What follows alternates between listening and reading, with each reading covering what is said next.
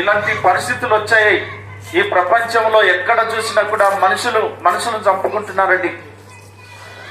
అమ్మాయ కుటుంబాల్లో చూస్తే నెమ్మది లేని కుటుంబాల్లో సంతోషాలు లేని కుటుంబాలు మనం కళ్ళారా చూస్తుంటున్నామండి. ఈరోజు సమాజంలో గమనిస్తే సమాజంలో శాంతి సమాధానాలు లేవండి. ఒక మనిషికి శత్రుత్వం ఏర్పడుతుంది. ఈరోజు ప్రపంచంలో మనుషులమైన మనమే యుద్ధాలు చేసుకోవడానికి దేశాలు సిద్ధపడుతున్నారంటే మనుషుల్లో ఎలాంటి స్వభావం ఉందో ఒకసారి ఆలోచన చేయండి. అయ్యమ్మా, ఈ ప్రపంచము నాశనానికి వెళుతుంది అని మనం ప్రతిరోజు వార్తల్లో చదువుతుంటున్నాం. ఈ ప్రపంచానికి ఇక మంచి రోజులు లేవంటున్నారండి. శాస్త్రవేత్తలు కూడా చెప్తున్నారండి, ఇక ఈ ప్రపంచము చివరిలో అంతములోకి వచ్చింది అంటున్నారు. అవునండి, ఎక్కడ చూసినా కూడా వాతావరణము కాలుష్యము అయిపోతుందండి. మనము తాగే నీటి ద్వారా ఎన్నో రోగాలు వస్తుంటున్నాయి. ఈరోజు మనం తినే తిండి ద్వారా రోగాలు వస్తుంటున్నాయి. నిజమా అయ్యా? గమనించండి, మనం పీల్చే గాలి కూడా, ఈ గాలి ద్వారా కూడా రోగాలు వస్తున్నాయంటండి. నిజంగా ఇవి మంచి రోజులు అంటే మంచి రోజులు కావండి. ప్రేమైన అయ్యామా, ఈ ప్రపంచము ఇలా తయారు కావటానికి ఎవరు కారకులు అంటే శాస్త్రవేత్తలు చెప్తున్నారండి, మనుషులే అంటున్నారు. అయితే మనుషులు ఏం చేస్తున్నారని ఈ ప్రపంచం ఇలా పాడైపోతుందంటే మనుషులు చెడిపోయాయంటండి. దేవుని గ్రంథంలో దేవుడు ఇలాగూ తెలియపరచమన్నాడండి, మానవ హృదయము మోసకరము, అది ఘోరమైన వ్యాధి కలిగి ఉన్నదంటండి. ఏమిటి వ్యాధి అంటే పాపం అనే వ్యాధి. అయ్యమ్మా, పాపం అనే వ్యాధి అంటే ఏంటిది? కోపమే మనకు శత్రువు అండి. కోపము మనకు శాపముగా మారుతుంది. తెలుసునా? ఒక చిన్న మాట ద్వారా భార్యాభర్తలు విడిపోతున్నారండి. కోపం వచ్చి చిన్న మాట పలికితే పిల్లలు తల్లిదండ్రులకు శత్రువులు అయిపోతున్నారండి. ఒక చిన్న మాటనేనండి మనిషిని చంపుతున్నాడండి. కోపమే. అవునండి, ఈ కోపం ఎక్కడి నుంచి వస్తుంది అమ్మా?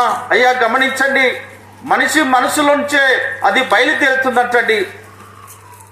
కోపమే కాదండి, అసూయ ఉందండి మనుషుల్లో, అసూయ. అవునండి, అసూయ వలన ఏం జరుగుతుందండి? హత్యలు జరుగుతుంటున్నాయండి.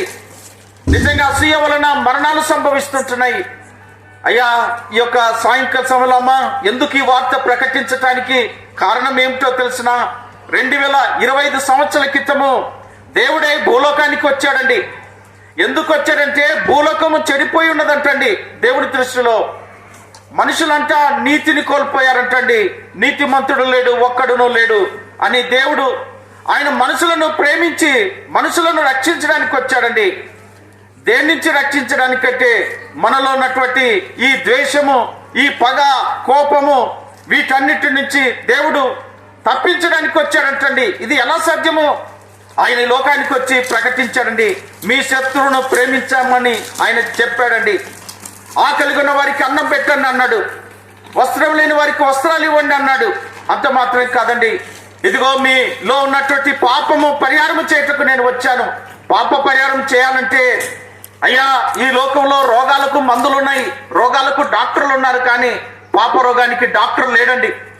పాప రోగాన్ని బాగు చేయాలంటే పాపమును తీసివేయటకు ఒక బలియాగము జరగాలంటండి. ఏమిటి ఆ బలియాగము? ఎప్పుడైనా ఆలోచన చేశారా? అయ్యమ్మా, ఇంతవరకు మనుషుడు ఈ విషయాలు ఆలోచించటం లేదండి. మనిషి తాను బ్రతుకుతున్నానన్న ఆలోచన తప్ప ఈ బ్రతుకు తర్వాత ఏమవుతుంది? అయ్యా, మనిషి మనసులో ఉన్న పాపము విషయమై మనిషి ఆలోచించటం లేదండి.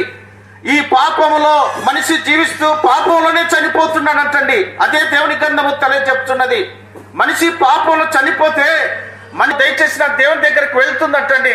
అక్కడ మనము ఆలోచించిన ప్రతి ఆలోచనకు తీర్పున్నదంటండి. మనము చేసిన ప్రతి క్రియకు తీర్పున్నదట. అమ్మాయ్యా, దేవుని దగ్గరికి వెళుతున్నప్పుడు ఈ శరీరముతో వెళ్ళమండి, మన క్రియలు మన వెంట వస్తాయంటండి. ఆత్మ తాను దయచేసిన దేవుని దగ్గరికి వెళ్తుంది, అక్కడ తీర్పున్నది. ఏమిటి ఆ తీర్పు అంటే? ఈ ప్రపంచంలో మనుషుల మధ్యలో సమాధానం లేదండి. మనుషులమే కోపాలు, మనుషులమే విద్వేషం, మనుషులమే యుద్ధాలు, మనుషులమే పగలండి, మనుషులమే చంపుకోవడాలు, ఇవన్నీ మనం చూస్తుంటున్నాం. ఇవన్నీ చేసేది ఎవరండి? అయ్యా ఇది పాపము కాదమ్మా, అయ్యా పాపము మనసులో లేదా? అవునండి, మనలో కోపం ఉన్నది.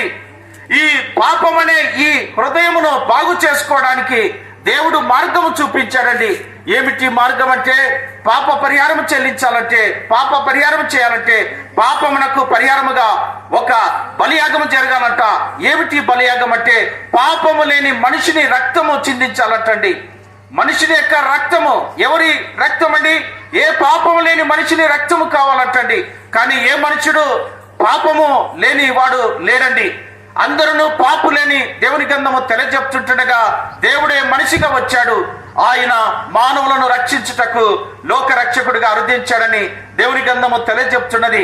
ఆ దేవుడు ఆయన యేసు క్రీస్తు అన్న పేరున వచ్చాడండి. యేసు అన్న మాటకు అర్థం ఏమిటంటే రక్షకుడు అని అర్థం అమ్మా. అయ్యా ఇది మతము కాదమ్మా. చాలా వరకు దేవుణ్ణి మతము అని ఆయనకు పోలుస్తున్నారండి. దేవుడికి మతాలు లేవండి, దేవుడికి కులాలు లేవండి. దేవుడు మనుషులను సృష్టించాడైనా మనుషులను రక్షించు బాధ్యత ఆయన తీసుకున్నాడండి. అందుకే రక్షకుడుగా వచ్చాడు, పాపులను రక్షించుటకు. ఆ దేవుడు యేసుక్రీస్తుగా ఈ లోకానికి వచ్చాడని దేవుని గ్రంథము తెలియజెప్తున్నది. అమ్మాయ ఆయన పాపము లేనివాడుగా పుట్టాడండి. మనమంతా పాపులము. ఎలా పాపులమండి? మనలో కామము, మనలో క్రోధము, మదము, మత్సరము ఇవన్నీ ఉన్నాయండి. అయితే కామము, క్రోధ, మోద, మద, మత్సరము లేని వాడే దేవుడండి. ఆయన వచ్చాడు, ఆయన మనిషిగా జన్మించాడండి. ఆయన పుట్టుకలో పాపం లేదమ్మా, ఆయన మాటలో పాపం లేదు, ఆయన జీవితంలో పాపం లేదు. ఆయన దేవుడై ఉండి ఆయన మనిషిగా ప్రత్యక్షమయ్యాడు. ఆ మనిషి యొక్క రక్తము ప్రోక్షించుటకు ఆయన సిద్ధపడ్డాడండి. ఆ దేవుడే ఆయన మానవాళి రక్షణ నిమిత్తమై రక్తము చిందించాడు. ఆ రక్తములో పాపశుద్ధి ఉందని దేవుడు ప్రకటించమన్నాడు. ఆయన ప్రకటించాడండి. ఆయన ఏమని ప్రకటించాడంటే, మనుషులారా ఇక కాలము సమాప్తము కాబోతున్నది, మారు మనసు పొంది దేవుని రాజ్యానికి రండి అని ప్రకటించి వెళ్ళిపోయాడు. ఈ యొక్క సాయంకాల సమయంలో అమ్మాయ ఈ వార్త అతి ప్రాముఖ్యమైనది. ఎందుకంటే మనిషికి ఈ లోకము తర్వాత ఏమున్నది అని ఆలోచించలేకపోతున్నాడండి. కారణం ఏమిటంటే ఈ లోక సంబంధమైన ఆశల వైపు పరిగెత్తుతున్నాడండి. ఈ లోకము గతిస్తుందండి. ఈ లోకం శాస్త్రం కాదయ్యా. పరలోకము మనం చేరాలని దేవుడు ఆదేశం చేశాడు. లేకపోతే మనిషికి నరకము పొంచుకనుందంటండి. అగ్నిగుండం ఉన్నది. అది ఎవరికంటే పాపము చేసిన వారిని పాతాళం పట్టుకుంటుందంటండి. గమనించండి ప్రియమైన మిత్రులారా. అయ్యామా దేవుడు ప్రేమించుచున్నాడు కాబట్టి దేవుడు ఈ ప్రేమ వార్తను ప్రకటించమని తెలియజెప్పాడు. ఈ యొక్క సాయంకాల సమయంలో అయ్యా ఆ దేవుణ్ణి ఎలా మనము హృదయంలోకి ఆహ్వానం చేయాలి? మన మనసుతో ఆహ్వానం చేయాలంటండి. ఈ మనసు మంచిది కాదు. అవును స్వామి, నా మనసులో కోపము, ద్వేషము, పగలున్నాయి. ఈ మనసును బాగు చేయటకు వచ్చావని విన్నాను. ఈ మనసును నీ రక్తము చేత పవిత్రపరచుము. అవునండి, ఆ దేవుడు ఆయన దేవుడిని ఎలా నిరూపించాడంటే మనిషిగా వచ్చాడు, చనిపోయాడు, మరల లేచాడండి. గమనించండి, ఆయన సమాధిలో లేడండి, ఆయన మరణము జయించాడు. గమనించండి ప్రియమైన మిత్రులారా, ఆయన దేవుడని కూడా నిరూపించాడండి. ఆయన చనిపోక ముందు కూడా నా ప్రాణం ఇచ్చి మరలా తీసుకుంటా అన్నాడు. తీసుకున్నాడు. ఆయన మరలా ప్రత్యక్షమయ్యాడు. ఈ యొక్క సాయంకాల సమయంలో అమ్మా అయ్యా ఇంకా ఈ లోకంలో దేవుని జ్ఞానము మనము పొందుకోకుండా జీవిస్తే ఒకరోజు కన్నుమూయక తప్పదండి. ఇది సత్యం. దేవుడు ప్రకటించమన్నాడండి. ఇది సత్యవార్త. ఈ యొక్క సువార్తను ప్రపంచానికి అంతటికీ ప్రకటించమన్నాడు. గమనించండి అయ్యా, దేవుడిచ్చు రక్షణ స్వీకరించాలంటే, హృదయ శుద్ధి పొందాలంటే ఎప్పుడు అనగా ఇప్పుడే అని దేవుని గ్రంథం తెలియజెప్తున్నది. ఇప్పుడే మిక్కిలి అనుకూల సమయం, ఇదే రక్షణ దినం అంటున్నాడండి. ఎందుకనగా ఈ రాత్రికి ఏం జరుగుతుందో తెలియదండి. మన కళ్ళ ఎదుటనే ఎంతో మంది రాలిపోతున్నారు, పిట్టల వలె రాలిపోతున్నారు అయ్యా. బీపీలు, షుగర్లు, అవునండి, గుండెపోట్లు వచ్చి వెళ్ళిపోతున్నాము. అవునండి, మన పరిస్థితి ఎలా ఉంటుందో తెలియదండి. మనిషి జీవితం శాశ్వతం కాదండి. ఏ రోజున కన్ను మూస్తాడో మనిషికి తెలియకుండానే వెళ్ళిపోతున్నాడు. చూశారా, ఏ మనిషి చెప్పి వెళ్ళటం లేదండి, చెప్పకుండా అకస్మాత్తుగా వెళ్ళిపోతున్నారు. అవునండి, మనము అలాగేనండి.